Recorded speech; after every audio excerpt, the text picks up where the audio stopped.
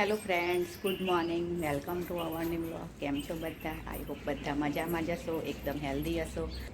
તો મસ્ત સવાર થઈ ગઈ છે તડકા સાથે. તો જુઓ, સરસ તડકો આવે છે અહીંયા. તો સવારે તો એમ જ થાય કે તડકે જ બેસી રહીએ, કારણ કે અંદર તો બહુ ઠંડી લાગે છે. ઘરમાં ઠંડી વધારે લાગે છે. બહાર નીકળીએ તો આપણને આમ સારું લાગે છે, તડકામાં બેસવાનું જ મન થઈ જાય. પણ અંદર કામ ઘરમાં જ હોય અંદરનું, એટલે અંદર જવું જ પડે છે અને કામ કરવું પડે છે. તો ચલો, અત્યારે 10:30 વાગવા આવ્યા છે અને ચા નાસ્તો થઈ ગયો. અને આજે તો જમવામાં બનાવું છું રોટલા અને અડદની દાળ. તો બાજરીનો, મકાઈનો અને જવારનો 3 લોટ પડ્યા છે.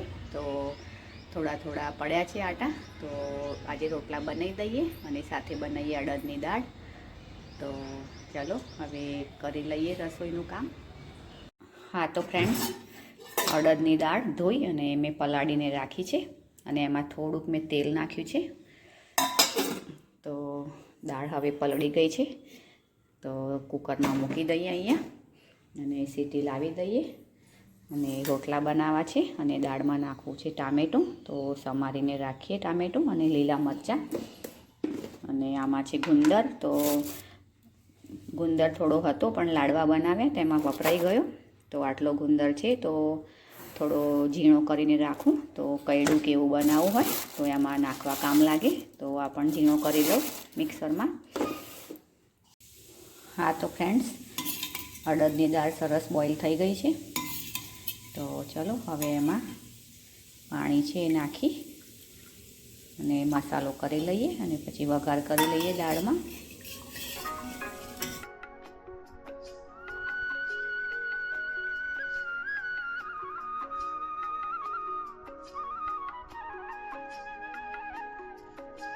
હા તો ગાઈસ, અહીંયા મેં 3 આટા લીધા છે, બાજરીનો, મકાઈનો અને જવારનો. તો ચલો હવે 3 આટા મિક્સ કરી અને પછી આપણે રોટલા બનાવી લઈએ. હા તો ફ્રેન્ડ્સ જુઓ, મેં 3 આટા મિક્સ કરી અને મીઠું નાખી અને આટો બાંધી લીધો છે. તો જુઓ, સરસ આટો બંધાઈ ગયો છે. અને હવે આમાંથી 3 રોટલા કરવાના છે. અને હા ફ્રેન્ડ્સ, થોડું તમે જો ગરમ પાણી નાખી અને રોટલા બનાવશો તો એકદમ સરસ રોટલા બનશે. હા તો ફ્રેન્ડ્સ, દાળ સરસ ઉકળી ગઈ છે. તો ચલો હવે વઘાર કરી લઈએ દાળમાં.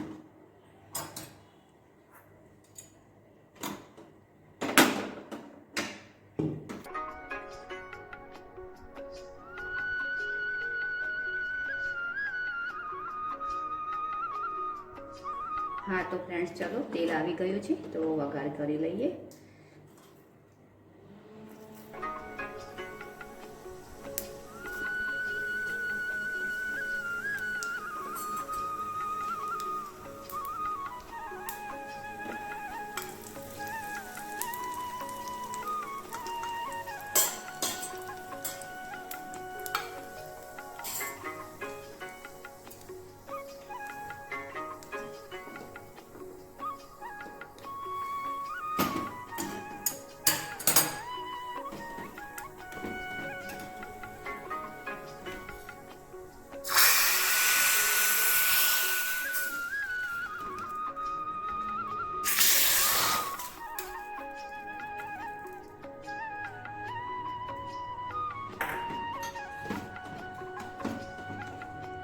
હા તો ફ્રેન્ડ્સ ચલો, દાળમાં વઘાર કરી લીધો છે અને દાળ સરસ ઉકળી પણ ગઈ છે. તો હવે એમાં લીલા ધાણા નાખવાના બાકી છે. તો નાખીએ અને થોડી વારમાં ગેસ પણ બંધ કરી દઈએ હવે. હા તો ફ્રેન્ડ્સ, દાળ કરી લીધી અને ચલો હવે આ મરચાં છે તો તવી પર એને તળી લઈએ તો રોટલા સાથે સારા લાગશે.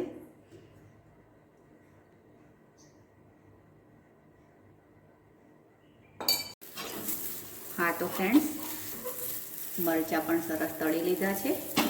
તો ચલો હવે રોટલા કરી લઈએ.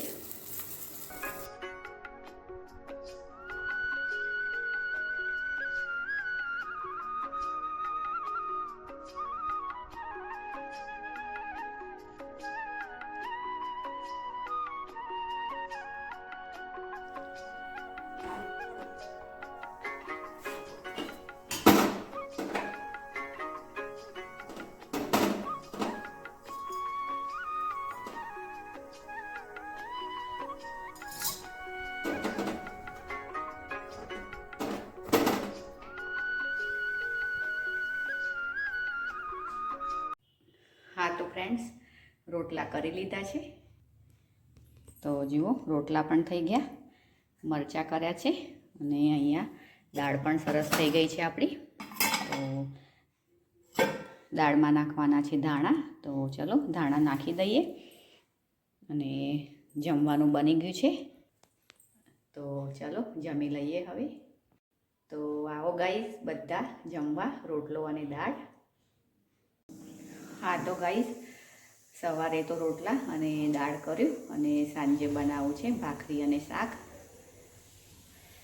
તો ભાખરીનો આટો બાંધી લઉં, મીઠું અને મોયણ નાખ્યું છે. તો ચલો ભાખરીનો આટો બાંધી લઉં અને શાક બનાવવું છે.